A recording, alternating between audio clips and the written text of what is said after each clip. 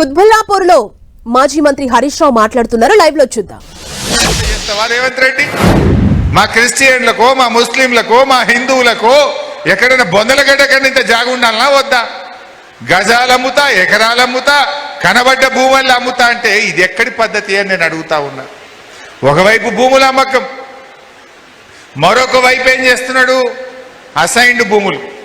నాడు కాంగ్రెస్ పార్టీ ఏం చెప్పిందంటే ఎస్సీలకు, ఎస్టీలకు, బీసీలకు మేము రాగానే పట్టాలు ఇస్తాం, మీకు భూమిని అమ్ముకునే హక్కులు కల్పిస్తామన్నాడు. ఏమైంది రేవంత్ రెడ్డి? 34 నెలలైంది నువ్వు వచ్చి, దగ్గర దగ్గర 3 ఏళ్ళకి వచ్చింది. నువ్వు పట్టా ఒక్కలకు కూడా ఇయ్యలే. ఇవాళ 1,00,000 ఎకరాల ఎస్సీ, ఎస్టీ, బీసీల అసైన్డ్ భూములు లాక్కొని వ్యాపారం చేస్తా ఉన్నాడు. టీజీఐఏసీ ద్వారా ఎక్వైర్ చేస్తున్నారు. అడ్డికి పావు షేరుకు పాపం ఆ దళితుల దగ్గర భూములు లాక్కొని ఇవాళ కమిషన్ల పేరిట పెద్ద ఎత్తున కమిషన్లు తీసుకొని బడా బడా పారిశ్రామికవేత్తలకు ఇలా భూములు కట్టబెడతా ఉన్నారు. 1,00,000 ఎకరాల ఎస్సీ, ఎస్టీ, బీసీల భూములు లాక్కున్నాడు. గవర్నమెంట్ భూములేమో అమ్మకానికి పెడితివి, ఎస్సీ, ఎస్టీల భూములు గుంజుకొని కమిషన్ల కోసం పారిశ్రామికవేత్తలకు కట్టబెడితివి. ఇక పట్టా భూములు. ప్రజలు ఈ కుత్బుల్లాపూర్లో ఉండే వాళ్ళంతా రెక్కాడితే డొక్కాడని వాళ్ళు, పేద మధ్యతరగతి ప్రజలు. భార్య భర్త ఇద్దరు ఉద్యోగం చేసి చిట్టీలు వేసుకొని రూపాయి జమ చేసుకొని ప్లాట్ కొనుక్కుంటారు. 60 గజాలో 70 గజాలో 100 గజాల్లో చిన్న ఇల్లు కట్టుకుంటారు. ఇలా రాత్రికి రాత్రి నిషేధిత జాబితాలు పెడితే ఇది తుగ్లక్ ప్రభుత్వం కాదా? అసలు ఎట్లా పెడతావు? నీకెవడో హక్కు ఇచ్చిండు? ఇప్పుడు రక్షకుడే భక్షకుడైన వేళ అంటారు.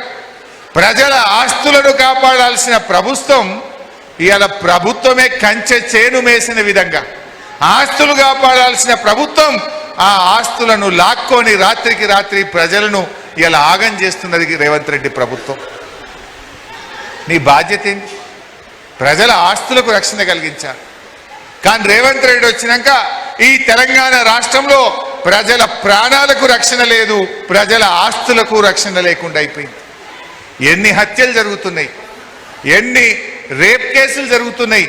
తెలంగాణలో మహిళలకు రక్షణ లేకుండా పోయింది, చిన్న పిల్లలకు రక్షణ లేకుండా పోయింది, ప్రజల ప్రాణాలకు రక్షణ లేకుండా పోయింది. ఇవాళ ప్రజల ఆస్తులకు కూడా రక్షణ లేనటువంటి పరిస్థితి ఏర్పడ్డది. ఈ ఏంది 22A?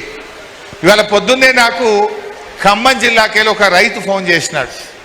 ఒకటే ఫోన్ కొడుతుండు. నేనేమో పబ్లిక్లో ఉన్నా, ఫోన్ ఎత్తితే ఆ రైతు చెప్తున్నాడు, ఎర్రుపాలెం మండలం భీమవరం గ్రామం.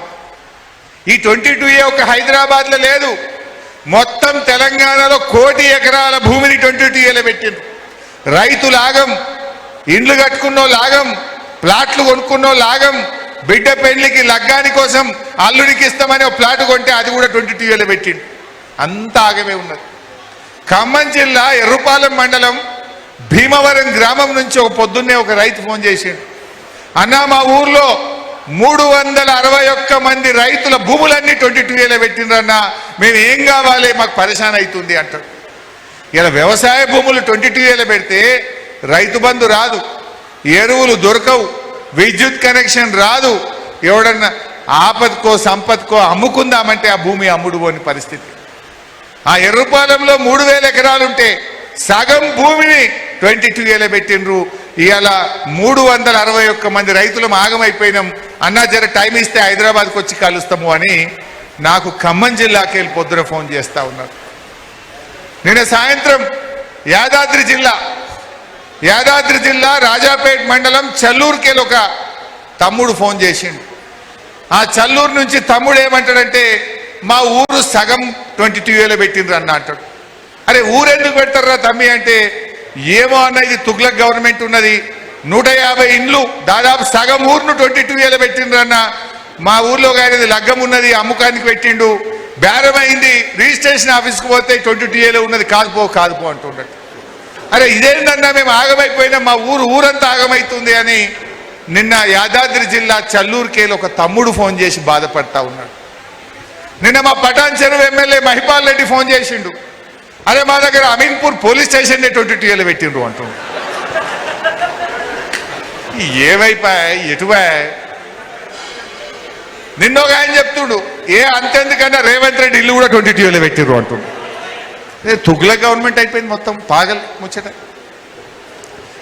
ఎటు పోతుంది ఈ ప్రభుత్వం?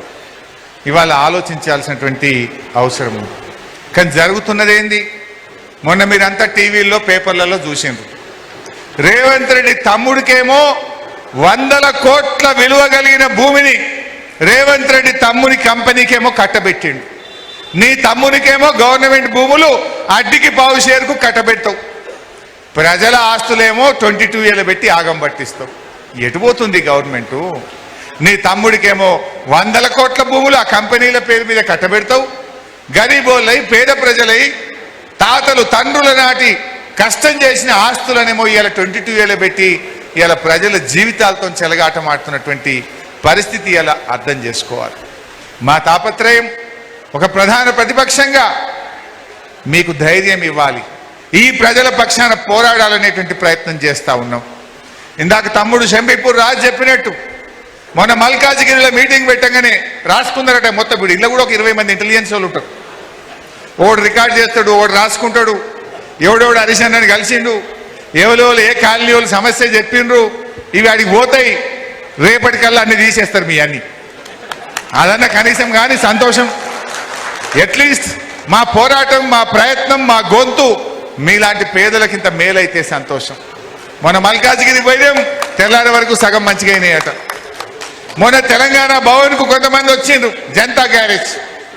మాకు ఈ ఇబ్బంది ఉందా అంటే అన్ని రాసుకున్నారట, సాయంత్రం కల్లా వాళ్ళకి ఫోన్లు పోయినాయట. సరే కానీ అట్లీస్ట్ తీయాల ప్రభుత్వం తప్పు చేసినా ఎవడో ఒకడు ముళ్ళు కట్టబెట్టి పొడవాలన్నా వద్దా? తప్పును ఎత్తి చూపాలన్నా వద్దా? ఇవాళ ప్రజల గొంతుకై బీఆర్ఎస్ పార్టీ పనిచేస్తుంది. ప్రజలే కేంద్రంగా, ప్రజల ఇబ్బందులే కేంద్రంగా, ప్రజల కష్టాలే కేంద్రంగా, ఎక్కడ సమస్య ఉంటే అక్కడ బీఆర్ఎస్ పార్టీ ప్రజల పక్షాన నిలబడి పోరాటం చేస్తూ ఉంది.